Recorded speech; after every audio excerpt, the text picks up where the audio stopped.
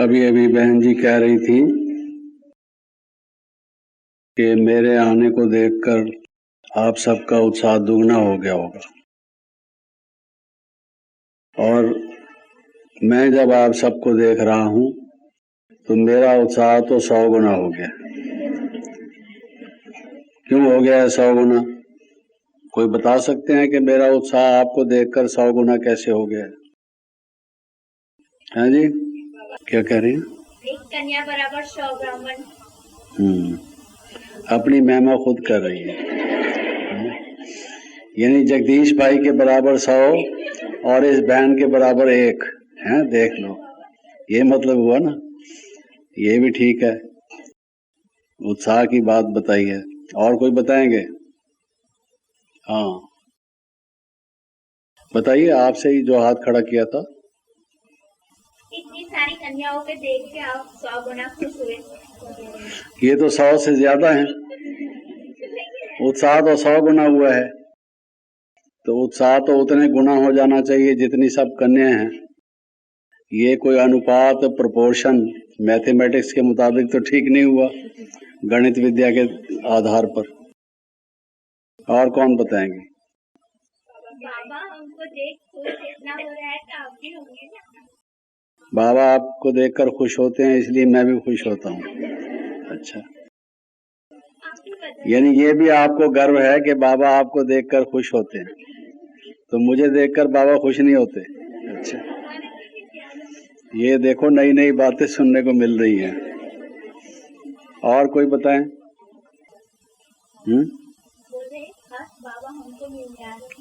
खास बाबा आपको मिलने आ रहे हैं, मैं भी होऊंगा उसमें। तो ये हो सकता है कि आपके निमित्त मैं मिल जाऊंगा, बहती गंगा में मैं भी हाथ धो लूंगा, ये हो सकता है। कोई और विशेष बात बताओ। क्या कहते हैं?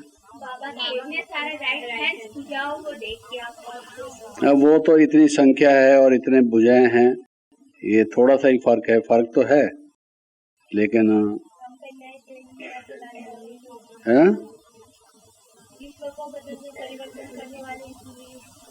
विश्व को परिवर्तन करने वाले हैं ये, तो इसलिए खुशी हो रही है कि अब विश्व परिवर्तित हो जाएगा। हैं, ये भी अच्छा है भाई। ये इसने जिम्मेवारी ली है विश्व को बदलने की, है बहुत बड़ी जिम्मेवारी ली है।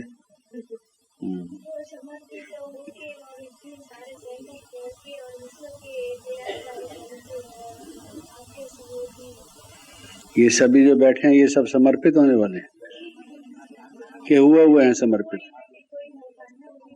कोई कोई नहीं हुए, ऐसा तो नहीं। समर्पण समारोह में ना आए हो और बात है, समर्पित तो हो चुके होंगे।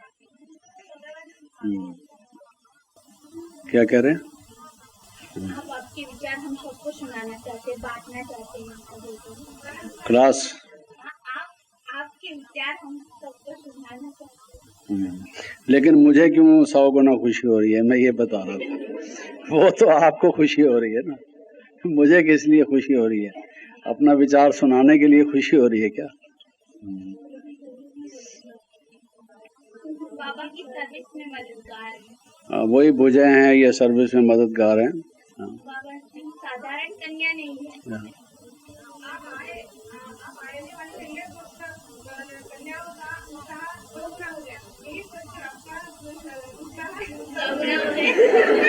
क्या चीज?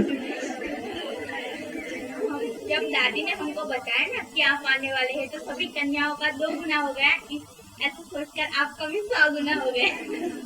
ठीक, क्या? चलो, एक एक से पूछेंगे तो 3 क्लास में भी पूरा नहीं होगा, सारी क्लास इसी में ही समाप्त हो जाएगी। लेकिन सैंपल सर्वे हो गया। जब आप देखना चाहते हैं कि चावल गल गए, दाल गल गई कि नहीं गल गई, सारा एक एक दाल नहीं निकालते, चमचे में थोड़ा सा निकाल लेते हैं। अगर वो गल गए तो सभी गल गए। तो आप सब में उमंग उत्साह तो देखने में आ ही गया, ये तो मानता हूँ। और आपने ये भी मान लिया कि मेरा 100 गुना हो गया, तभी तो जवाब दे रहे हैं। लेकिन कम से कम ये सोचिए कि आपका 2 गुना हुआ और मेरा 100 गुना हुआ, तो आपका भी बढ़ना चाहिए। बहनों को तो और ही आगे चलना चाहिए।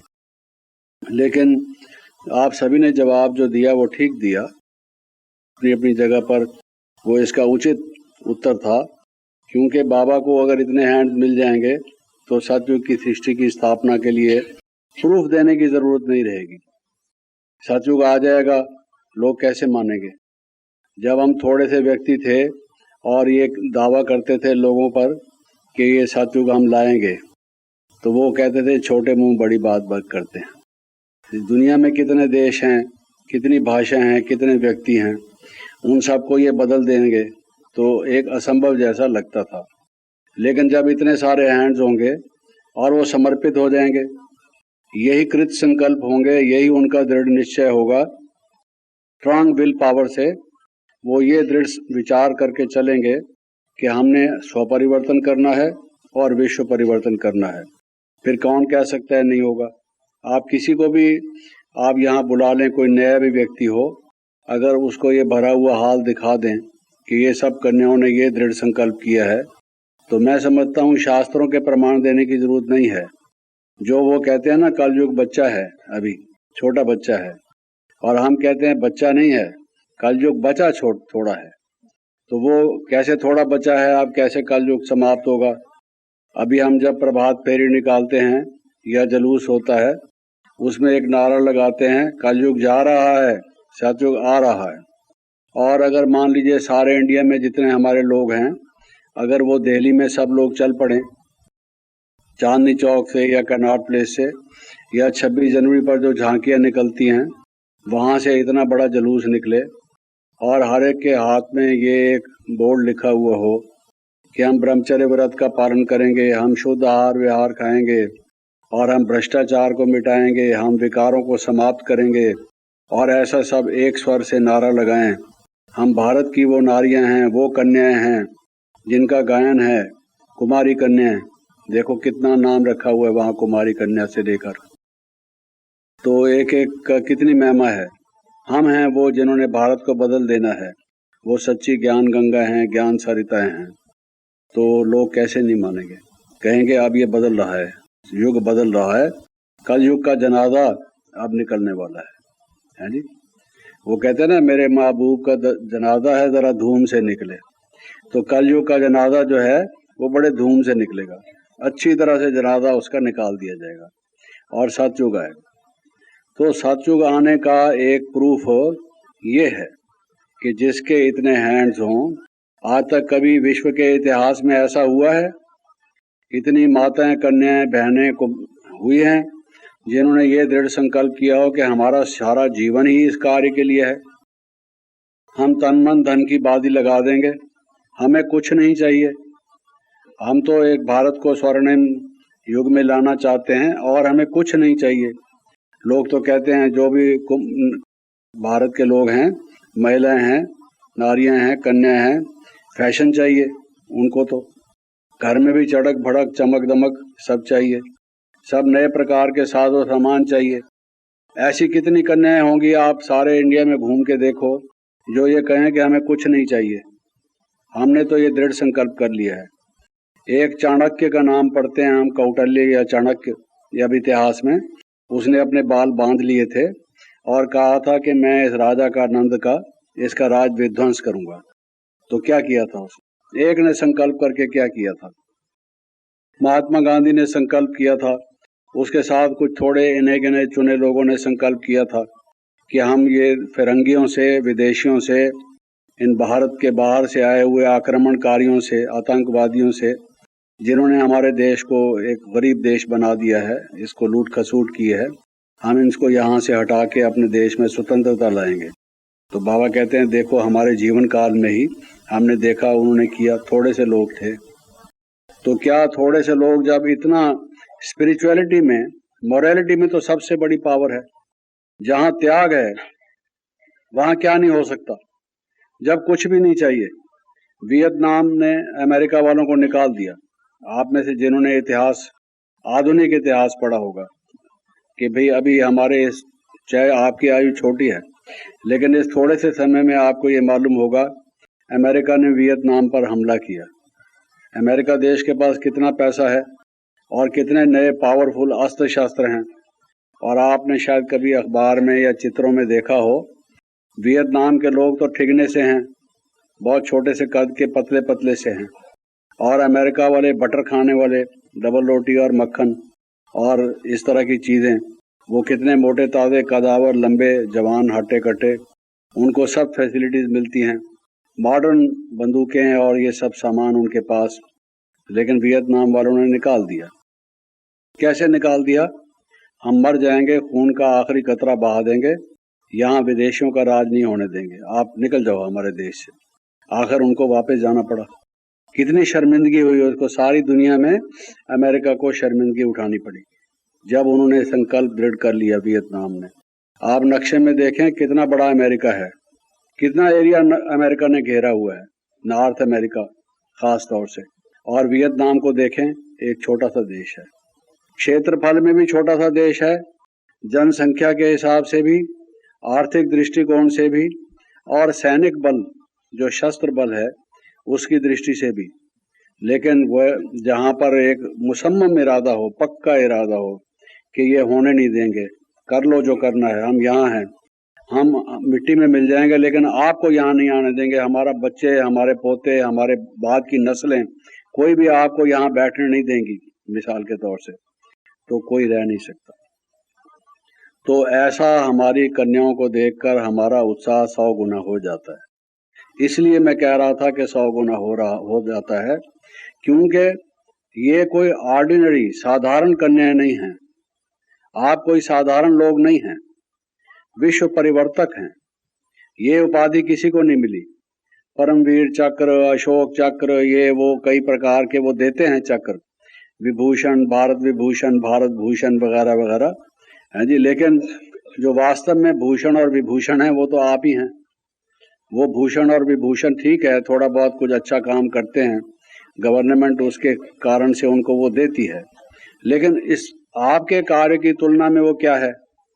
जबकि इतनी समस्याएं हमारे देश में हैं और इतने सारे लोगों को उपाधियां मिली हैं, उससे हो तो कुछ पा नहीं रहा है। लेकिन घर घर बदल जाए, आप इतने घरों से आए हैं और बाबा कहते हैं कि एक कन्या 21 कुल को तारने वाली कन्या है, मेरी हर एक कन्या, दावे से कहते हैं। वही कन्या हैं आप, 21 कुल को तारने वाली? सोच के बताओ सच मुझे, 21 कुल गिने हैं आपने कि ऐसे ही जबानी बता रही हो? कापी लेकर पेंसिल से हिसाब लगाया 21 कुल कौन से हैं आपके, किस किस को तारना है आपने? या ऐसे ही वो कहावत सुनी हुई है कि कन्या 21 कुल को तारती है, आप समझते हैं हम तैर जाएंगे तो वो भी अपने आप तारी जाएंगे, जो भी होंगे सो होंगे, ऐसा सोचा है? या 21 कुल निकाले हैं, लिस्ट निकाली है उनकी? लेकिन 21 पीढ़ी का जब विश्व राज स्थापन होना है तो उन पीढ़ियों में आने वाले जो आपके मित्र संबंधी हैं वो तर जाएंगे, इसलिए 21 कुल उनके तर जाएंगे। और आपके अड़ोसी पड़ोसी मित्र संबंधी रिश्तेदार जब देखेंगे कि इस कन्या ने विकारों को त्याग दिया, काम को ललकार दिया, उसको परास्त कर दिया, ऋषि मुनि साधु सन्यासी जिसके बारे में हम सुनते हैं कि वो ये काम नहीं कर सकते, हमारे घर में ऐसी देवी, ऐसी शक्ति, ऐसी चमत्कृत बहन कन्या हुई जिसने ये दावा किया कि मैं इन काम विकार को समाप्त कर दूंगी, ध्वस्त कर दूंगी, भस्म कर दूंगी। कितनी महान शक्ति है। माउंट एवरेस्ट पर चढ़ जाना कोई बड़ी बात नहीं है, चढ़ चुके हैं कई लोग, लेकिन आज तक कोई ऐसा निकला है जिसने कुछ 5, 7, 10 कन्याएं ही ऐसी बनाई हों, अपनी शिष्याएं या कुछ अपनी उनका फॉलो करने वाली, अनुकरणाएं, जो भी कुछ उनकी पीछा चलने वाली, जिन्होंने ये कहा हो कि हम अपने जीवन को इस प्रकार से न केवल स्वयं अपनाएंगे बल्कि सबको, दूसरों को भी यही शिक्षा दिखाएंगे। लोग तो विरोध करते हैं, वो कहते हैं ये अननेचुरल बात आप बताते हैं, ये हो ही नहीं सकती। हमारे ऋषि मुनि सब देवता, यहाँ तक कि हर एक देवता को ही बदनाम करते हैं, ब्रह्मा ने क्या किया, विष्णु ने क्या किया, शंकर ने क्या किया, ऐसी दंत कथाएं बना रखी हैं जिससे दूसरों को सुना सुना के उनकी हिम्मत भी तोड़ते हैं।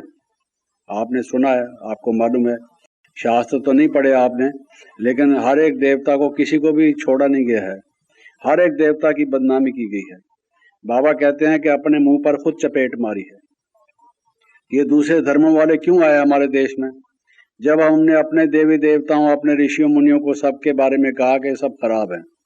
कृष्ण की 108 पटरानियां थी, 16,108, और 16,108 पटरानियों में से हर एक से 10-10 बच्चे पैदा हुए, तो 1,60,000 से ज्यादा होगा, एक पूरा नगर उसके घर का ही होगा, है? वहां ही इलेक्शन होता होगा उनका, कोई दूसरा और बाहर की कोई जरूरत ही नहीं, बताइए। तो यही काम करता होगा सुबह से शाम तक, जीवन भर में 1,60,000 बच्चे पैदा करो। पैदा करने के बाद उनको कोई ऐसा तो नहीं कि वो एक दिन में बड़े हो जाते हैं, अपने खुद चलने लगते हैं। उनको चलना फिरना सिखाया जाता है, दूध पीना सिखाया जाता है, खाना पीना सिखाया जाता है, शौच करना सिखाया जाता है, सब काम सिखाए जाते हैं। बच्चे पैदा करके कोई ऐसी डबल रोटी तो नहीं बनाई जाती, बच्चा अलग चीज है। उस बच्चे को संभाला जाता है, उसको फिर लिखाया पढ़ाया जाता है, विद्या दी जाती है। 1,60,000 बच्चे पैदा किए। और क्या लिखा हुआ है? कृष्ण योगीराज थे, उन्होंने गीता ज्ञान दिया। कौन सा गीता ज्ञान? जिसमें लिखा हुआ है, हे अर्जुन, काम क्रोध लोभ नरक के द्वार हैं। उधर लिखा हुआ है नरक के द्वार हैं, और उधर कहते हैं कि उसके 1,60,000 से भी ज्यादा बच्चे थे, समझा? तो उनके जीवन काल में जो 1 लाख जो पहला पैदा हुआ होगा, उसके भी बच्चे पैदा शुरू हो गए होंगे तो कुल कितने हो गए होंगे? ऐसा तो नहीं है कि वो 1,60,000 वो सारे ब्रह्मचारी थे, उन्होंने भी अपना काम किया होगा। तो उल्टा सुल्टा, और वो जो उन्होंने किया, तो क्या नगर बसाया, सतयुग बसाया या वैशाला बनाया? तो बाबा कहते हैं, देखो ऐसी दंत कथाएं सुना के भारत को, जो इतना सोने की चिड़िया थी और जो इतना पवित्र देश था, शिवालय था, उसको वैशालय बना दिया। वैशाला भी ऐसा नहीं होता होगा जो भारत की निंदा की भारतवासियों ने स्वयं, उसको बाबा कहते हैं कि अपने मुंह पर उन्होंने खुद चपेट लगाई। और आप वो कन्याएं हैं जो उस दाग को, धब्बे को धोएंगे, भारत के नाम को फिर से उज्जवल करेंगे, विश्व के मुकुटमणि बनाएंगे और सारे विश्व में बाबा को प्रत्यक्ष करेंगे। कितने फिलॉसफी के, दर्शन के पुस्तकें लिखे हुए हैं, आत्मा क्या है, परमात्मा क्या है, लोग मूंझे हुए हैं। अभी तक भी उनको पता नहीं कि आत्मा क्या है, परमात्मा क्या है। और सबसे बड़े फिलॉसफर तो आप हैं। वो पीएचडी वाले हमारे सेंटरों पर आते हैं, आपको मालूम है? पुरुषार्थ की जो पहली विधि है जिससे आप आगे बढ़ सकेंगे, वो ये है कि हमेशा ये रहे कि हम साधारण नहीं हैं। स्वयं भगवान ने हमें चुना है, हमें अपनी भुजा बनाया है। भगवान की सिलेक्शन कैसे होगी, आप सोचो। जो आदि मध्य अंत को जानने वाला है, त्रिकालदर्शी है, उस परमात्मा ने हमें, हम जो फूल हैं, चाहे हम कैसे भी फूल हैं, हमें स्वीकार किया है। लोग देवी देवताओं पर पुष्प चढ़ाते हैं, मंदिरों में जाके फूल ले जाते हैं, वहां अर्पित करते हैं। हमने स्वयं साक्षात जो ज्योति स्वरूप भगवान है, अपने जीवन को उसके ऊपर अर्पित किया है, ये फूल सारा उसको दे दिया है। तो ये सफल हुआ हमारा जीवन। एक तरफ सबसे ज्यादा खुशी होनी चाहिए कि हमारी दौड़ धूप खत्म हुई, हम सफलता को प्राप्त होंगे, क्योंकि भगवान कहते हैं कि तू चिंता ना कर, तू चिंता ना कर, मैं बैठा हूं। जब कोई हिम्मतवान होता है, सर्वशक्तिमान होता है, जिसके पास साधन, धन और सहयोग और दूसरे जो सहयोगी हैं उनकी कोई कमी ना हो, तो वो क्या कहता है? तू चिंता ना कर, किसी बात की चिंता ना कर, मैं बैठा हूं, तुम्हारी सब समस्याओं को हल करूंगा। तो जिसको भक्ति मार्ग में सब लोग याद करते हैं और कहते हैं, प्रभु हमारी इस आपदा को, हमारी विपदा को आप हरो, हमारे दुख को निवारण करो, हमें इससे छुटकारा दिलाओ, वो स्वयं भगवान अपने मुखारबिंद से आपको वचन देता है कि आपकी जिम्मेवारी मैं लेता हूं। चाहे आप कैसे भी हैं, आपके संस्कार कैसे भी हैं, जन्म जन्मांतर के खराब हुए संस्कार तो हैं ही, तभी तो हम आए हैं यहाँ पर। 63 जन्मों से भटके हुए, कहाँ कहाँ गए हम, और क्या क्या सफर किए, और एक एक मिनट में कितने संकल्प किए, देह अभिमान वाले संकल्प किए, निकृष्ट संकल्प किए, क्योंकि वातावरण ही सारा खराब था, समाज ही सारा खराब था। जहाँ गए हमको यही देखने को, यही सीखने को मिला। गिरते आए, और एकदम चोटें खाई और गिर के हमारी ये हालत हो गई मिट्टी में लथपथ हो गए, कीचड़ से लथपथ हो गए। जब हो गए, भगवान के पास आए, हे प्रभु, हे भगवान, हे ईश्वर, जिसको हम कहते हैं हे शिव बाबा, मैं आ गई बाबा, मैं आपके पास आ गई। दिखाई दे रहा है बाबा सामने? बाबा मैं आपके पास आ गई। बाबा क्या कहता है? बेटी बड़ी खुशी है तू आ गई, तू मेरी है, मैं तेरा हूँ, और अब तेरी सारी जिम्मेवारी मैं अपने ऊपर लेता हूँ, तू निश्चिंत रह, और जैसे मैं कहूँ वैसे तू करता चल, करती चल।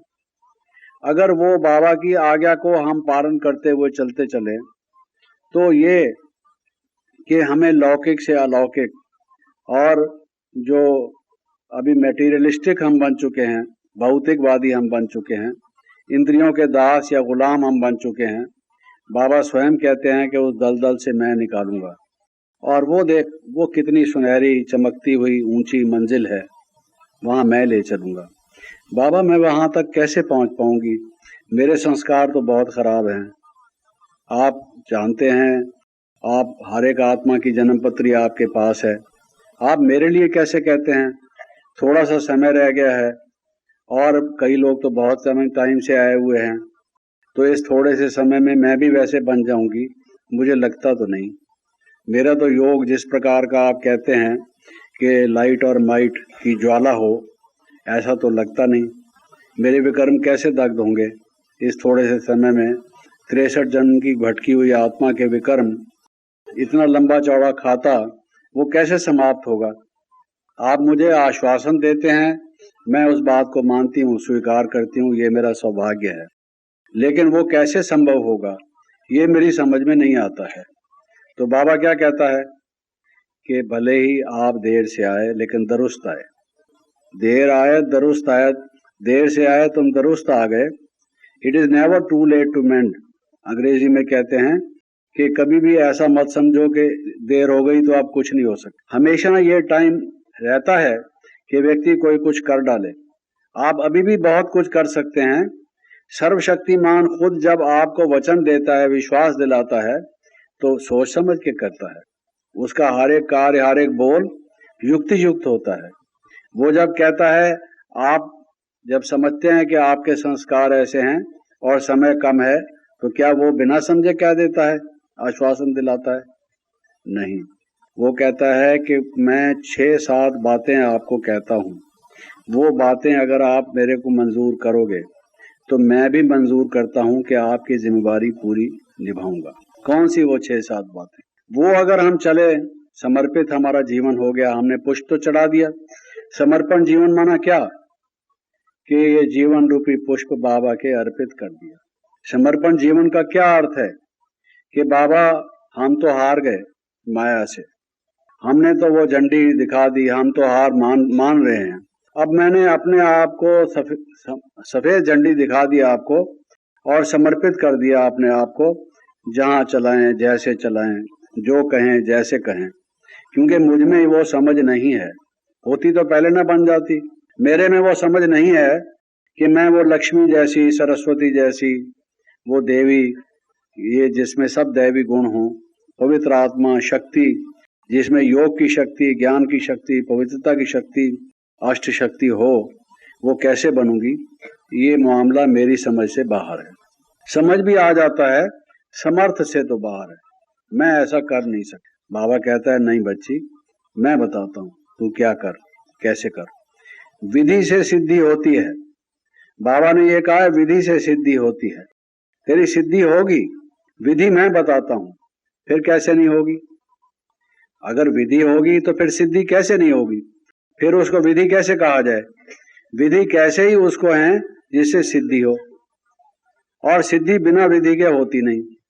आप कोई भी चीज बनाना चाहें, पाक विद्या को जानते हो तो बना सकते हैं। अगर आपको पाक शास्त्र ना आता हो, सब्जी कौन सी कैसे बनानी है, हलवा कैसे बनाना है, कौन सी प्लेट, कौन सी डिश कैसे बनानी है, जिसको कुकिंग डिटेल्स बताते हैं। आजकल लोग सीखते हैं ना, खाली दिन बैठे होते हैं तो कहते हैं जाओ कुकिंग सीख आते हैं थोड़ा। तो वो विधि नहीं होगी तो उसका बनेगा ठीक कैसे बनेगा? ठीक नहीं बनेगा। विधि होगी तो सिद्धि होगी। और भगवान जैसी विधि कोई और बता सकता है? और क्या वो हमें कठिन विधि बताएगा? वो तो गुरुओं का भी गुरु है, और एक मुश्किल से मुश्किल बात को भी हमें सिंपल से सिंपल करके सहज से सहज तरीके से बताता है। अंगुली पकड़ के ले जाने को तैयार है। इतना ही नहीं, अंगुली भी पकड़े रखो भगवान की, उतनी भी तकलीफ नहीं देता। कहता है मैं तुझे अपनी पलकों पर बिठा के चलूंगा, अपने कुल्ले पर, अपने कंधे पर बिठा के ले चलूंगा, अपनी गोद में ले चलूंगा, अपनी छाती से लगा के ले चलूंगा, तू मेरे साथ चल। तो समर्पण का क्या अर्थ है कि बाबा मैंने सरेंडर कर दिया, मैं अपनी बुद्धि से तो हार खा गई, अब ये मेरा मन भी आपके हवाले, मेरी बुद्धि भी आपके हवाले, मेरा ये तन भी आपके हवाले, और जेब में मेरे जो 10 पैसे रखे हैं या 50 पैसे रखे हैं ये भी आपके हवाले। आज से लेके मैं जीरो हूँ, और आप कहते हो कि मैं जीरो से हीरो बना दूंगा। ये जादू मुझे दिखाओ, आप जो भी बनाओ, जैसे भी बनाओ, मैं अब आ गई आपके द्वार पर। इसका मतलब है समर्पण। ये सोचकर समर्पण करने का है। कोई समर्पण समारोह में जाता है या वैसे ही मन से अपने समर्पण के भाव को प्रकट करता है, लेकिन ये समझ लीजिए कि मुक्ति और जीवन मुक्ति बिना सजा खाए या कम से कम सजा खाए, बिना सरेंडर होने के नहीं हो सकती। कोई कितना भी बुद्धिमान हो, पढ़ा लिखा हो, समझदार हो, सियाना हो, तेज रफ्तार से पुरुषार्थ करने वाला हो, केवल अपने ही पुरुषार्थ से वो ये सब सिद्धि प्राप्त कर ले, हो ही नहीं सकता। ये असंभव है, क्योंकि कदम कदम पर ये परीक्षाएं आती हैं, कठिनाइयां आती हैं, टेस्ट आते हैं। कोई मार्गदर्शक चाहिए, कोई सहायक चाहिए हमें, और उसके लिए बिना बाबा के और दूसरा कोई नहीं। नहीं तो आज तक इतनों की आबादी थोड़ी बढ़ती जाती, मुक्ति जीवन मुक्ति में सब जाते रहते, तो ये युग विभाग होता ही नहीं, और ये दुनिया खाली होती जाती धीरे धीरे इतनी साधना करने के बाद। लेकिन बाबा कहते हैं कोई भी आत्मा परम धाम में आई नहीं। लोग गलत कहते हैं कि वो फलाना ज्योति ज्योत समाया, फलाना ईश्वर में लीन हो गया, वगैरह वगैरह, कोई नहीं लीन हुआ। तो बाबा मैं आज समर्पित हूँ। जिन्होंने समर्पण समारोह में शामिल नहीं भी होना, वो भी आज ये संकल्प कर लें, बाबा मैं सच्चे दिल से, फिर कहती हूँ सच्चे दिल से, बाबा मैं दिल की गहराई से सच कह रही हूँ, मैं आज से समर्पित हूँ। मैं जैसी भी हूँ आपकी हूँ, आप मुझे जैसे चलाओगे मैं वैसे चलूंगी। लेकिन देखो, आप अपना वचन याद रख लो। आपने मुझे क्या कहा है? आपने ये कहा है कि सारी जिम्मेवारी मेरी है। फिर से सोच लो बाबा, सोच लो आप भी। बाबा कहता है मैंने सोच लिया है, तू सोच ले, तू सोच ले बेटे, तेरे को सोचने की जरूरत है, मुझे सोचने की जरूरत नहीं। तो आप कह दो बाबा मैंने भी सोच लिया है। पक्का सोच लिया है? हिलोगे तो नहीं? ये तो नहीं सोचोगे हमने समर्पित करके गलत सोचा था? नहीं नहीं, उसके हैं, तुम्हारी हूं, तुम्हारी ही थी, भूल गई थी, अब आज से तुम्हारी हूं, तुम्हारी होके रहूंगी, तुम्हारे कहने पर चलूंगी, जैसे आप कहोगे वैसा ही करूंगी। इसलिए सारी गीता के अंत में अर्जुन को उसने कहा कि मैंने जो तुम्हें समझाना था समझा दिया, अब तू जान क्या करना है क्या नहीं करना। उसने कहा कि मेरे सब संशय समाप्त हो गए, मेरे सब प्रश्न हल हो गए, सारी बात मैंने समझ ली। अब मैं अपने आप को आपके प्रति समर्पित करता हूँ, और जैसे आप कहेंगे मैं आपके वचनों के अनुसार ही करूंगा। ये प्रामिद है, समर्पित का ये प्रामिद है। किसी मनुष्य के मत पर ना चलकर, पर मत पर ना चलकर, मन मत पर ना चलकर, शास्त्र मत पर ना चलकर, श्री मत पर चलना। जिससे वचन किया था, वचन कोई चीज है। करोड़ों रुपए के लोग सौदे पहले करते थे, दे दिया, कोई लिखा पढ़ी नहीं, कोई कोर्ट में कोई नहीं, गवाह नहीं, कोई नहीं। 2 आदमी बैठे हैं, 10 करोड़ रुपए का सामान दे दिया, हाँ भाई ले लिया, नुकसान पड़ गया। तो ये नहीं कहता था कि मैंने नहीं दिया था, कहता था मुझे भगवान के घर जाना है, आखिर सच सच है, झूठ झूठ है, मैंने वहां पर सजा नहीं खानी।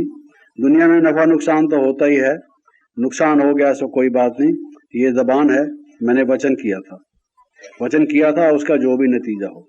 वचन भी कोई चीज है, और ब्राह्मण और ऋषि योगी, उसका वचन तो कुछ वचन होना चाहिए। साधारण आदमियों का वचन तो वो तो 1-1 मिनट में बदलते हैं लोग, एक शब्द एक स्वर में झूठ बोलते हैं, दूसरे स्वर में दूसरी बात कहते हैं, बात मिलती नहीं। हम कौन हैं? हम ब्राह्मण हैं, ब्रह्मा कुमार ब्रह्मा कुमारियां हैं और योगी हैं, राजयोग का अभ्यास करते हैं और हम पवित्र बनने वाले, महान बनने वाले आत्मा हैं, लौकिक से अलौकिक बनने वाले, सतयुग लाने वाले। सतयुग लाने वाले झूठ युग लाने वाले नहीं, सतयुग लाने वाले। हमारा वचन सत्य है। हमने कह दिया है कर मिटेंगे, हम रहें या ना रहें, ये शरीर रहे या ना रहे, लेकिन जो हमने कह दिया है वो दुनिया मिट जाए, सूरज इधर से उधर हो जाए, हमारा वचन अटल होगा। तो बाबा कहता है मेरा भी वचन अटल होगा। ये है समर्पण। समझ लो, अभी भी समझ लो, कल आपका होना है, समझ लो, समझा? अभी जो दादी से मिलकर जो कुछ किया है सो किया है, अभी भी एक कदम और बाकी है, सोच लो। लेकिन इसमें कितना लाभ है, कितना लाभ है, कितना लाभ है। अरे भगवान के हाथ में अपने आप को दे दिया तो बेड़ा पार हो गया, कल्याण हो गया।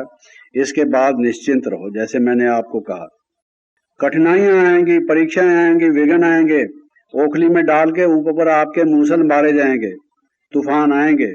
ये मत सोचो कि नहीं आएंगे, और ज्यादा आएंगे पहले से। कचूमर निकाल देंगे, चटनी बना देंगे आपकी, बन जाने दो, कोई परवाह नहीं। भगवान के सदके जो भी बनता है बन जाने दो। लेकिन कल्याणकारी बाप के हाथ में हमने हाथ दिया है, हमारा अकल्याण हो ही नहीं सकता। पहली बात हमेशा ये याद रखना कि मैंने कल्याणकारी बाप के हाथ में अपने को समर्पित किया है। मेरा अकल्याण कोई नहीं कर सकता, दुनिया में कोई है ही नहीं जो मेरा अकल्याण कर सके, क्योंकि सर्वशक्तिमान कल्याणकारी बाप की छत्र छाया में मैं हूं। कभी भी भूलना मत, ये क्या हो गया, बड़े मेरी बात सुनते नहीं, मेरे साथ वाले मेरी बात पर ध्यान नहीं देते। अरे ये भगवान के घर में तो इंसाफ होना चाहिए, यहाँ तो इतना ये वो वगैरह वगैरह कई बातें, मन के तूफान भी आएंगे। धीरज धरो, थोड़ा धीरज धरो, परीक्षाएं आएंगी, सच की बेड़ी डोलेगी, थोड़ी सी डूबेगी नहीं। ये निश्चिंत रहो, निश्चिंत रहो। ये विश्वास है कि नहीं है कि सच की बेड़ी डूब ही नहीं सकती, वरना सच क्या हुआ वो, फिर सच और झूठ में फर्क क्या हुआ।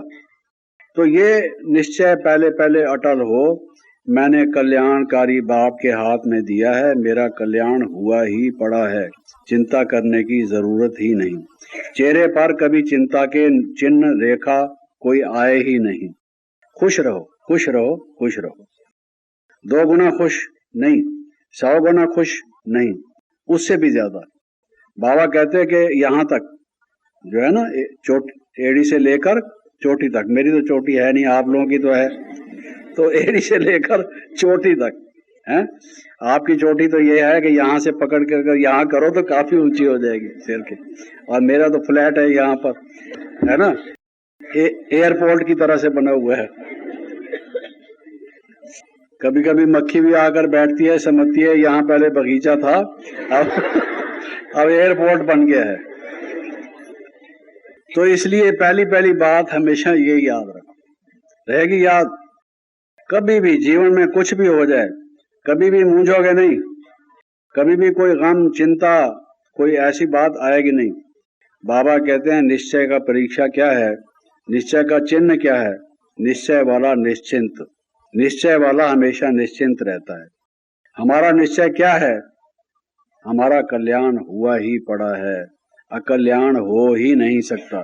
देखने में आएगा, लेकिन वो कोई बात ऐसी होगी भी सही तो सूली से कांटा होगा, हमारा नुकसान नहीं हो सकता, भला ही होगा।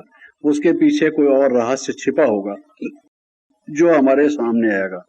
जीवन में बहुत विचित्र विचित्र, बहुत उत्तम श्रेष्ठ गहरे आध्यात्मिक अनुभव आपको होंगे, अगर आप ये मान के चलोगे कि बाबा कैसे आपकी मदद करता है। अरे यही तो गॉड रियलाइजेशन है। गॉड रियलाइजेशन केवल ये नहीं है कि परमात्मा जो है ज्योति बिंदु है, परम धाम का वासी है, ये हमने समझ लिया, और फिर हम जब योग लगाते हैं लाइट और माइट का अनुभव होता है, वो भी गॉड रियलाइजेशन है। लेकिन हमारे दिनों दिन हमारी दिनचर्या में, हमारे कार्यशीलता में, जब हम कोई काम में लगे होते हैं, जीवन व्यतीत कर रहे हैं, उसमें हमारे सामने जब परीक्षाएं और परिस्थितियां विषम आती हैं, उसमें बाबा कैसे हमारी मदद करते हैं, वो जो आप अनुभव करेंगे आप गदगद होंगे कि कमाल है उस बाबा की। बाबा ने किस तरह से हमें किस परिस्थिति में से निकाला, पार किया। हम अकेले थे। एक सेंटर पर क्या हुआ, एक सेंटर पर जब वहाँ उस शहर में बाढ़ आई तो पानी सब में आया, बाबा के सेंटर में भी पानी आया, तो सब लोगों का सामान जो था वो पानी में बह के बाहर निकल गया, सारा लुढ़क गया, बाहर चला गया, कोई भी चीज रही नहीं। अलमारियां भी तैरने लगी, लिटरेचर भी डूब गया औरों का, और सब कुछ ऐसे होने लगा। अब वो जो सेंटर की बहन थी वो ऊपर की मंजिल में चली गई, नीचे तो सब पानी आ गया। दरवाजा बंद कर रहे, इतना भी टाइम नहीं बचा, अपनी जान बचाने के लिए ऊपर भागी, ऊपर चली गई। नीचे केंद्र में जो ये चौकी बनी हुई होती है, ये पड़ी है जैसे, तो बड़ी चौकी थी, वो भी तैरने लगी, सब चीज तैर रही है, ऊपर देख वो बैठी है। तो उसको ये ख्याल आया कि ये बाबा की चीजें हैं, ये वेस्ट नहीं जा सकती। बाबा की चीज वेस्ट कैसे जा सकती है? प्रकृति तो दासी है। बाबा कहता है तुम भी प्रकृति को दासी बनाओ, तो परमात्मा की तो है ही वो दासी, तो वो दासी ऐसे कैसे करेगी कि बाबा की चीजों को ले जाके और पानी में मिट्टी में मिला देगी, खराब कर देगी? ऐसा हो नहीं सकता। दृढ़ निश्चय से बैठी थी, बाबा को याद कर रही थी, इसमें कोई कल्याण होगा, नुकसान नहीं हो सकता, बाबा भला ही करेगा, इसमें कुछ न कुछ राज समाया होगा। तो क्या हुआ कि वहां पर जो तख्त पड़ा था बड़ा, वो तैरने लगा पानी में। जैसे जैसे पानी बढ़ा, तैरते तैरते आपको मालूम है पानी ऐसे हुआ तो वो तख्त भी ऐसे हुआ। होते होते इधर जो जोर से पानी आया तो खड़ा हो गया तख्त, खड़ा होके ऐसे ऐसे जाने लगा, आगे आगे आगे आगे जाके दरवाजे के आगे खड़ा हो गया सीधा होके। कोई भी चीज बाहर गई नहीं। उस बहन ने तो दरवाजा बंद नहीं किया था। अब देखो प्रकृति दासी कैसे बनी। प्रकृति के हाथ तो नहीं जैसे हम कहते हैं भाई इधर आओ इधर आओ, चार आदमी लिए इस तख्त को उठाओ, ये भारी तख्त है, ऐसे नहीं।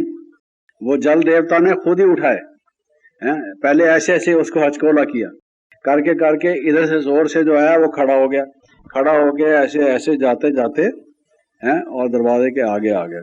सब चीजें वहां सुरक्षित थी। सारे लोगों का जब बाद में देखा, अरे भाई शहर में कितना नुकसान हुआ, डूब गया, ये हुआ वो हुआ, सब हाहाकार हुआ। अरे ब्रह्मा कुमारी संस्था में तो सब चीजें पड़ी हुई हैं। तो लोगों को कैसे विश्वास होता है कुछ सच है यहाँ पर और इन लोगों की कोई रूहानी कमाई है, ये कोई अच्छे लोग हैं, कोई साधना है इनकी। और उस बहन का निश्चय जो अटल था, उस अटल निश्चय ने क्या काम किया?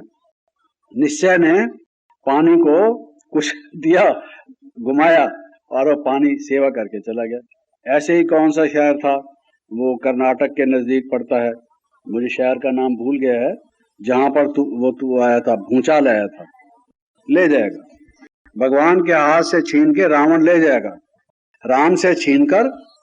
और लक्ष्मण का क्या मतलब होता है? लक्ष्य मन, मन में लक्ष्य धारण करो। वो जो मन में लक्ष्य है अपने जीवन का, क्या है कि बिल्कुल हमने कर्मातीत बनना है, नया हिसाब किताब नहीं जोड़ना है, नर से नारायण, नारी से श्री लक्ष्मी बनना है, पूर्ण पवित्र बनना है, पुराना कर्मों का खाता हमने समाप्त करना है, ये हमारा लक्ष्य है। फिर तुमने जोड़ना शुरू कर दिया हिसाब किताब का खाता, लक्ष्य मन से निकल गया तो लक्ष्मण रेखा पार कर ली, लक्ष्मण रेखा पार कर ली तो अब रोते क्यों हो, जाओ रावण के पास। फिर सारी क्या थी? यही थी।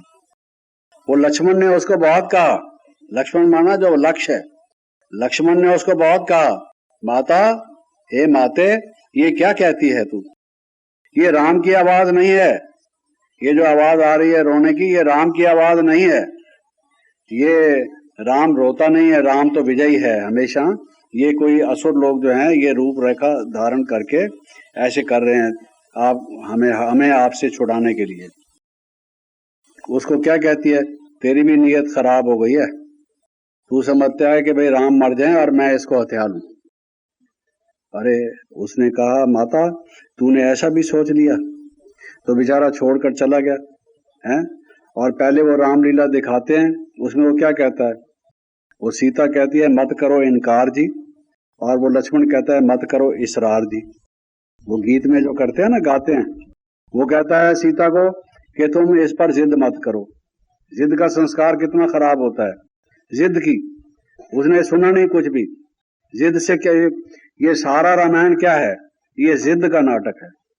सब ने जिद की, कैकेयी ने भी जिद की, दशरथ ने भी जिद की है जी, और उसकी जो मंथरा थी उसने भी जिद की, रावण ने अपनी जिद की, शूर्पणखा ने बार बार लक्ष्मण के पास जाती है, उसको अपना मुखड़ा दिखा के उसको वरने, वो उसने भी जिद की, नाक कटा रही, जिद की। सब ने जिद का नतीजा देख लिया। अब आप भी अगर जिद का नतीजा अपनी नाक कटा के देखना चाहते हैं तो आपकी इच्छा है? लक्ष्मण रेखा अगर पार कर ली, मन से लक्ष्य को निकाल लिया और उस लक्ष्मण रेखा को पार कर लिया, तो ये हालत होती है। तो बाबा की बताई हुई जो श्रीमत है, पहले हम अटल एक निश्चय से, दृढ़ निश्चय से, भूलना नहीं, कभी भी नहीं भूलना, मर जाना इस बात को नहीं भूलना। कोई भी कहता है, श्रीमत का एक सबसे पहला टेस्ट ये है, श्रीमत का चिन्ह क्या है, परीक्षा क्या है। समय समय पर कई परिस्थितियों में कई किस्म के लोग आपको विचार बताएंगे। श्रीमत उसको कहा जाता है जो हमें पवित्रता में रखे। अगर कोई ऐसी बात हमें बताता है जिससे हमारे पवित्रता की डिग्री कम हो, क्वालिटी हमारी गिरे, हमारे मन में जो एक नैतिकता है, जो दिव्यता है, जो वो अगर उसमें कुछ घाटा पड़ता है, कमी आती है, वो श्रीमत नहीं हो सकती। क्योंकि भगवान परम पवित्र है, पतित पावन है, वो पतित को पावन करने वाला है। अगर कोई पर मत, शास्त्र मत, मन मत, कोई ऐसी बात है जिससे कि हमें गिरावट आती है, वो श्रीमत नहीं हो सकती। वो कोई भी आपको कह दे, मैं भी आपको कह दूं ऐसा काम कर लो, अगर आपको स्पष्ट दिखाई देता है इससे मेरा पतन होगा, मेरी नैतिकता समाप्त होगी, मेरी दिव्यता ध्वस्त हो जाएगी, बिल्कुल मत मानो किसी की। क्योंकि एक भगवान की मानो, एक के मत पर चलो, और वो ये है कि पवित्र बनो और योगी बनो। अगर वो योग की तरफ आपको ले जाती है मत, पवित्रता की तरफ ले जाती है, तो वो श्रीमत है। और अगर वो अपवित्र बनाती है, भोगी बनाती है, भाई ये चीज खा लो, अरे क्या फर्क पड़ता है, बाजार की चीज खा लो, ये भी तो बाजार से, चीनी बाजार से आती है, बेसन बाजार से आता है, घी बाजार से आता है जी। तो बेसन से और चीनी से और घी से ही तो लड्डू बनते हैं? सिर्फ उस करने से तुम लड्डू नहीं खा सकते, खा लो बहन जी। लेकिन बाबा ने कहा है जैसा अन्न वैसा मन। अगर अपवित्र लोगों का बनाया हुआ अन्न होगा, वो स्वीकार करोगे तो पतन होगा, मन दूषित होगा, तो योग लगेगा नहीं, विघ्न पड़ेगा, योग में खराब संकल्प आना शुरू हो जाएंगे, तो योग भ्रष्ट होगे और चरित्र भ्रष्ट भी होगे। एक लड्डू खाकर चरित्र भ्रष्ट होना और योग भ्रष्ट होना अकल है या मारी गई है? लड्डू खाना जरूरी है? बताओ, एक लड्डू खाना जरूरी है? बताइए। आखिर तो सब एक ही चीज हो जाती है, पेट में जाकर तो लड्डू लड्डू नहीं रहता, उसको तोड़ फोड़ करके बाकी तो मलीदा ही बन जाता है सबका। लड्डू तो नहीं रहता कि लड्डू ही तुम्हारे पेट में हमेशा जब तक जीवन है सुरक्षित रहेगा, पड़ा रहेगा लड्डू एक किनारे में। लड्डू तो चूहा भी खाता है, गणेश के, गणपति के। तो तुमने अगर लड्डू खा लिया तो तुम चूहे से बेटर कहां से हो गए? वो कोई फर्क नहीं पड़ता। तो सवाल यह है कि कोई चीज अगर पवित्रता और योग से आपको हटाती है, वो श्रीमत नहीं हो सकती। हम उसको मानने के लिए तैयार नहीं, क्योंकि हमने ये जीवन भगवान को दे दिया है और उसका हमारा वचन है, वो अपने वचन पर अटल है, हम भी अपने वचन से टलेंगे नहीं, सीधी सी बात है। तो ये पहली बात, समर्पण हो रहे हो तो इस बात को, पहले तो लोग वो चुन्नी या क्या कहते हैं उसको, जो ऊपर से ओढ़ते थे, दुपट्टा या जो भी समझ लो, कहते थे गांठ बांध लो। अब तुम किस में गांठ बांधोगे? तुम्हारे पास कोई ऐसी साड़ी में बांध सकते हो गांठ, लेकिन मतलब यह है कि इस बात को पक्का कर लो, कभी भी ये यहां से हटे नहीं। ये बात कुछ भी हो जाए, कितने भी प्रलोभन मिले, बाबा ने कहा धरत पड़िए धर्म न छोड़िए। धरती पर पड़ जाए ये तलवार लेकर हमारा गला काट लो, कोई परवाह नहीं, लेकिन हम अपना धर्म नहीं छोड़ेंगे।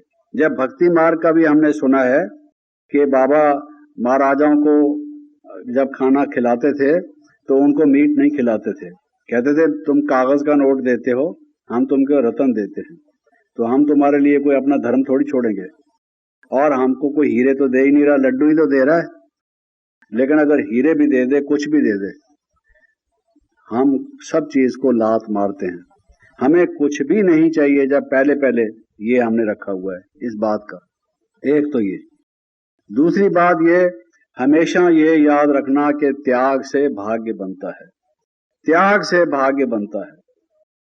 ये चीज भी मेरे पास हो, ये चीज भी मेरे पास हो, इकट्ठी करते जाओ, स्टोर हाउस बना लो, और ये लालच, बाहर का लालच छोड़ के फिर सेंटर में आके लालच इकट्ठा करना शुरू कर दो।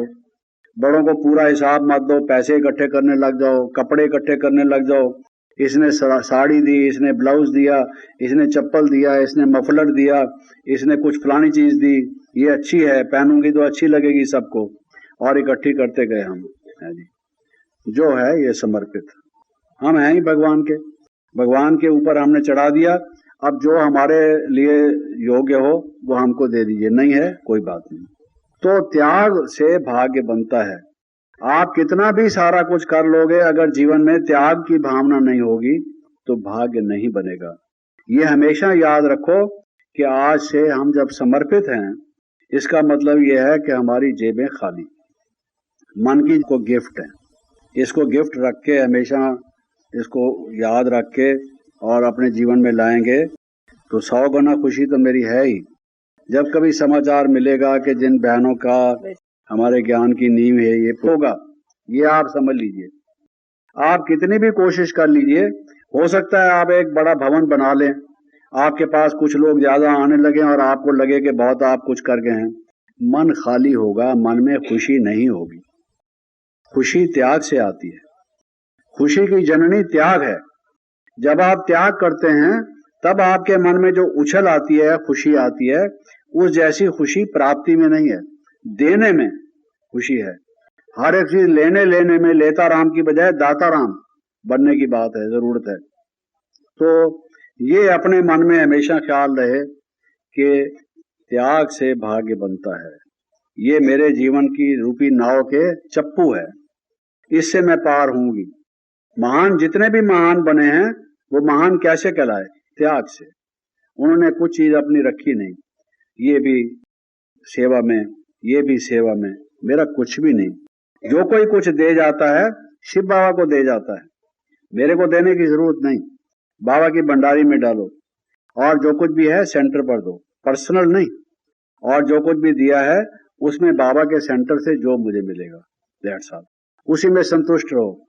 इसको अच्छी चीज देती हैं बहन जी क्योंकि इसके साथ उनका लगाव है, और मुझे कम चीज देती हैं, जेलसी पैदा होगी।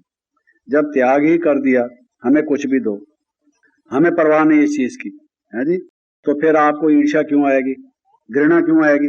उस बहन के प्रति घृणा आएगी। ये चापलूस है, आगे पीछे घूमती रहती है, चिपकू है, चिपकू, बड़ी बहन जी को चिपके रहती है। जिस वक्त जाओ कमरे में बैठी है, उनके साथ ही खाती है, उनके साथ ही जाती है, और बहन जी हमारे कुछ पूछती नहीं। बताओ, तो आपको संघर्ष होगा, आपको आएगा ये क्या, ये तो बेइंसाफी है। मैं भी किसी माँ बाप की बेटी हूँ, इसके माँ बाप कोई सोने के तो बने हुए नहीं हैं, वो भी चाम दाम के हैं, ये मैं भी चाम दाम की हूँ। ये क्या बात है, इसके साथ ऐसा व्यवहार होता है, मेरे साथ ऐसा व्यवहार होता है। कुछ भी हो, हमें कुछ नहीं चाहिए। देखो मत, इस चीज में आंखें बंद।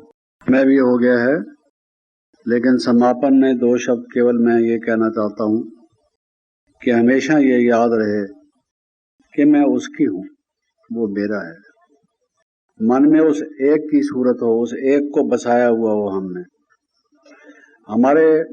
हमें दूसरा कोई भी स्पर्श नहीं कर सकता, हम और किसी के भी नहीं है, एक परमात्मा के हैं। दूसरे सब के साथ हमारा आत्मा का जो नाता है वो बाबा ने हमें स्पष्ट किया हुआ है, वो हमारे पवित्रता का आधार है। हमारी पवित्रता अखंड है, अटूट है। ये पहली हमारी शक्ति बनने की, बाबा की भुजा बनने की जो आप कह रहे थे, और विश्व परिवर्तक होने का पहला हमारा अमोघ शस्त्र है। ये हमारी सबसे बड़ी निधि है, हमारा सबसे बड़ा खजाना है। बाबा की सबसे बड़ी हमारे पास ये देन है कि बाबा कहते हैं नन बट वन वो एक ही हमारा है, हमने उसको अपने आप को दे दिया है। ये फूल उस पर चढ़ चुका है, दूसरे पर नहीं चढ़ सकता, उसके अर्पित ये हो चुका है। इस बात को धारण करके पुरुषार्थ करेंगे और जो मैंने कहा त्यागी भाग्य है और श्रीमत पर हम चलेंगे और उसके लिए चाहे कुछ भी करना पड़े सब सहन करेंगे इत्यादि। ये आपके समर्पण के शुभ अवसर पर इस भाई की तरफ से ये आपको गिफ्ट है। इसको गिफ्ट रख के हमेशा इसको याद रख के और अपने जीवन में लाएंगे तो 100 गुना खुशी तो मेरी है ही। तो ये बातें ध्यान में रखेंगे तो जीवन में सफलता मिलेगी। ये मैं कह रहा था कि मेरी तरफ से आपको ये गिफ्ट है। ओम शांति।